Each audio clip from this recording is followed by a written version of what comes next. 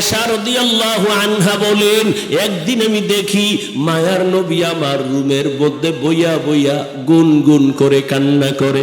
আমি আয়েশা ভয় পেয়ে গেলাম, না জানি কোনো বেয়াদবি হয়ে গেল। ইয়া রাসূলুল্লাহ, বেয়াদবি করছি নাকি? আপনি কেন কান্না করেন? কয় আয়েশা তুমি কেন বেয়াদবি করবা? কয় আমার ভয়, আমার বয়স তো কম, মাত্র 6 বছরে আপনার সাথে আমার বিয়া হয়েছে, 9 বছর বয়সে আপনার ঘরে আসছি। ও নবী গো, আমার ভয় লাগে বেয়াদবি হইল নি। কয় না আয়েশা, বেয়াদবি হয় নাই। তো কেন কাঁদেন? মায়ার নবী বলে, রে আয়েশা, মাঝে মাঝে আমার খাদিজার কথা যদি মনে পড়ে আমি চোখের পানি ধরে রাখতে পারি না, কারণ তুমি আমার সুখের দিনের বিবি, খাদিজা আমার দুঃখের সময়ের বিবি। যেই সময় মক্কা আমার চারদিকে দুশমন আমারে মারার জন্য চতুর্দিক থেকে আক্রমণ, আমি আব্বা কইয়া ডাকতে পারি নাই, আমি বড় এতিম হইয়া আসছি, আমার আম্মারেও হারাইয়া বড় অসহায়। ওই সময় খাদিজা আমার পাশে থাইকা যেই পরিমাণ উপকার করেছে, ওই হেরা পাহাড়ে খাদিজা আমার জন্য নাস্তা নিয়ে যাইতো। আমি দিনের দাওয়াত দিয়া ঘরের দরজা এসে সালাম দেওয়া মাত্র দেখতাম দরজা খুলে গেছে। ও খাদিজা, আপনি কি ঘুমান না? খাদিজা কাঁদে আর কয়, নবী, আমি 2 জন স্বামী বিদায়ের পরে আমি আপনার কাছে আসছি। আজকে জানি আপনার মা নাই, বাবাও নাই। আজকে যদি আপনার মা বেঁচে থাকতেন, আপনাকে বাইরে রাইখা মা বিছানায় ঘুমাইতেন না, দরওয়াজা দিয়ে তাকা থাকতেন আর ভাবতেন, কই বাবা, আপনার মা নাই, বাবাও নাই। আমি খাদিজা চিন্তা করি, যদি আইসা কষ্ট পান, আমার আল্লাহ আমার উপরে বেজার হয়ে যাবে। এ কারণে আমি দাঁড়ায় অপেক্ষা করি রহমতের নবী যেন কষ্ট না পায়। ও আয়েশা, আমি যদি দোয়া করতাম, আল্লাহ উহুদের পাহাড় স্বর্ণ বানাইয়া দাও, আল্লাহ দিতেন, কিন্তু না, আমি দোয়া করছি উল্টা। ও আল্লাহ, আমারে গরিবী হালাতে রাখিও, আমারে গরিবী হালাতে মরণ দিও, কিয়ামতের ময়দানে গরিবদের সাথে উঠাইও। আল্লাহর নবী কয়, গরিবেরা বড় লোকের বাড়ি আর গাড়ি দেখা, টাকা দেখা আফসোস করিস না, কিয়ামতের ময়দানে ওই টাকাওয়ালা বাড়িওয়ালারা হিসাব দিতে দিতে তুই 500 বছর আগে জান্নাতে চলে যাবি। নবী বলেন, আমি যদি দোয়া করি সব কবুল হয়ে যাইতো, কিন্তু না, আমি কত কষ্ট করেছি। পয়গম্বর সুলাইমান সিংহাসন নিয়ে চলে, বাতাসের গতি তাকে সিংহাসন এখান থেকে সেখানে নেয়। জুলকারনাইন সিংহাসন দিয়ে চলো, নবী বলেন আমিও তো পারতাম না, না, বরং আমি পায়ে হেঁটে হেঁটে উহুদের ময়দানে, বদরের প্রান্তরে, খন্দকের প্রান্তরে আমি কষ্ট করেছি। 1টা 2টা পাথর বেঁধে, আমি পেটে পাথর বেঁধে ক্ষুধার যন্ত্রণার কষ্ট আমি নিবারণ করেছি। আমারে আমার বংশের লোকেরা শিয়াবে আবু তালিবের মধ্যে 3 বছর পর্যন্ত গৃহবন্দী করে রাখছে।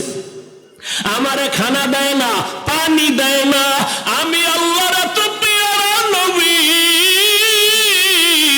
আমি খানা না পাইয়া, পানি না পাইয়া, গাছের পাতা সিরা সিরা চাবাইয়া চাবাইয়া পেটের ক্ষুধা নিবারণ করেছি।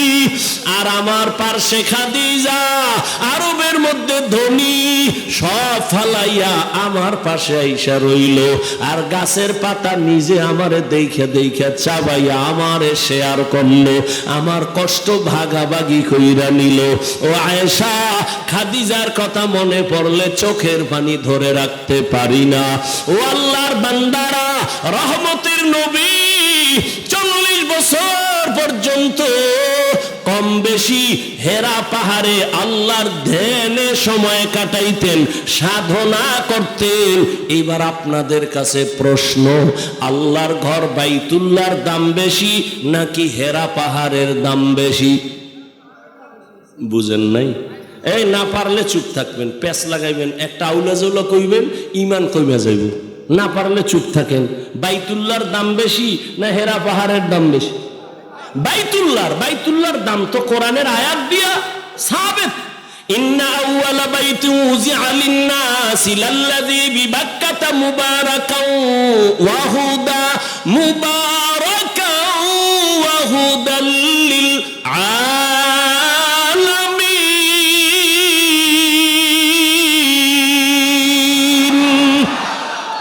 আল্লাহ বলেন, আমি জমিনটা বানাইয়া কিচ্ছু বানাই নাই, প্রথম একটা ঘর বানাইছি, হেদায়াতের ঘর, ইবাদতের ঘর। এটা এমন দামি ঘর যে ঘরটার দিকে শুধু তাকাইয়া থাকলেই আমলনামায় সওয়াব।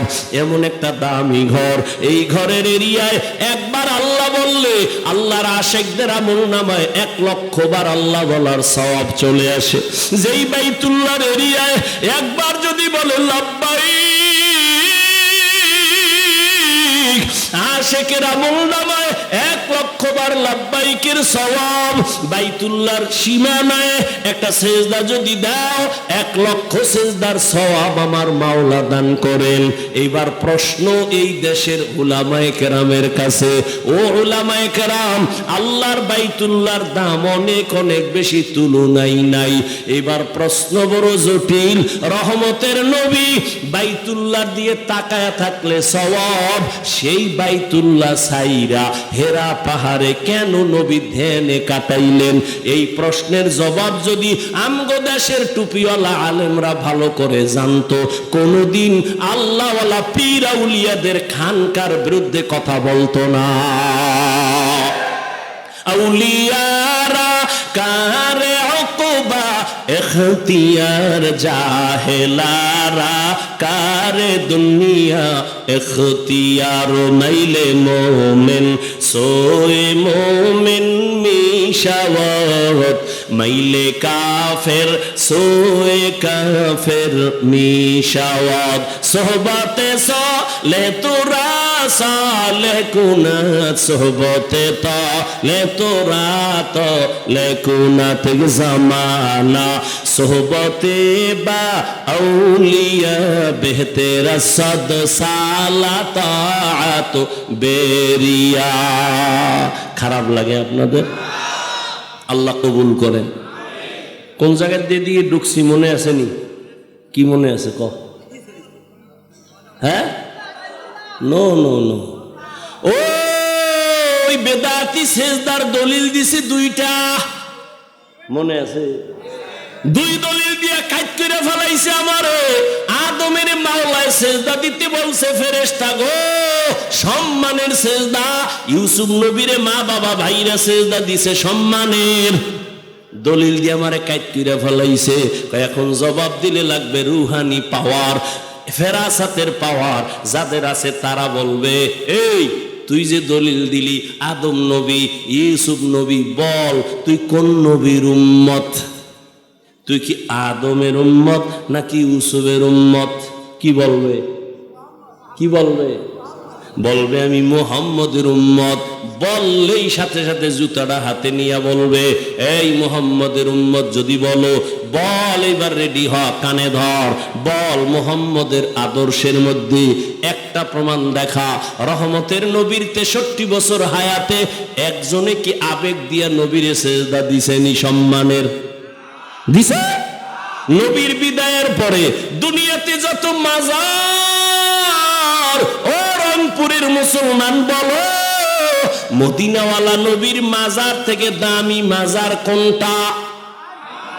রংপুরের কারামাত আলী মাজার, ওই খান জাহান আলীর মাজার, শাহজালালের মাজার, নিজামুদ্দিন আউলিয়ার মাজার, খাজা মঈনুদ্দিন চিশতির মাজার। এই তাল মিলে না, বুঝা শুনে কই, এটি ইমানের কথা চলতেছে। কোন বাহাদুর থাকলে দাঁড়াও যে হ্যাঁ মদিনার নবীর মাজার থেকে মাইজবান্ডারের মাজার দামি। আর সত্য কথাটা মানো আর না মানো স্বীকার করো। মদিনার রসুলের মাজার থেকে দামি মাজার কোনটা বলো? সবাই বলো সত্য, একমত। নাম্বার 2, দুনিয়াতে দরবার শরীফ আসেনি? বহু দরবার, বলো মদিনার দরবার থেকে দামি দরবার কোনটা? আজমিরের দরবার? হ্যাঁ, নাই। সবাই একমত। এবার ভালো করে বুঝো, মদিনার নবীর দরবারে কয়টা গরু জবাই হয়? নারী পুরুষ নবীর মাজারে কয়টা মোমবাতি জ্বালায়? নারী পুরুষ নবীর মাজারে বইয়া নাইসা কি পরিমাণ জিকির করে? নবীর রওজায় মোম জ্বালায়। ওরে মাজারে সেজদা দিলে যদি আল্লাহ খুশি হয়, আগে সেজদা দিবি নবীর মাজারে। মাজারে যদি মোম জ্বালাইলে আল্লাহ খুশি হয়, বড় একটা মোম অর্ডার দিয়া বিমানে নিয়ে নবীর মাজারে জ্বালা, চলবে? তাহলে ভালো কইরা দলিল নাও, নবীর দরবারে আর মাজারে যা চলে না, দুনিয়ার কোন দরবারে আর মাজারে তা চলতে দেওয়া কখনো হবে না। ভয় পাও? ভয় পাও? তার মানে কি মাজার গিয়ে আগুন জ্বালাই দিবি? হ্যাঁ, খবরদারি আউলে জলে করো না। একজনের মাথার চুল বড় উকুন হইছে, এনকাজের মাথা কাটতে ফেলাও। হ্যাঁ, আউলে জলে। এই জন্য উলামায়ে কেরামকে মুরব্বি মেনে চলতে হবে। যারা আলেমদের সাথে সম্পর্ক রাখে না, ওদের দুনিয়াও বরবাদ, আখিরাতও বরবাদ। এরে নবীর উম্মত, মুহাম্মদের শরীয়তের মধ্যে সম্মান বুঝি না, ইবাদত বুঝি না, আল্লাহ ছাড়া অন্যকে সিজদা দেওয়া পরিপূর্ণ হারাম। সিজদা কে পাবেন?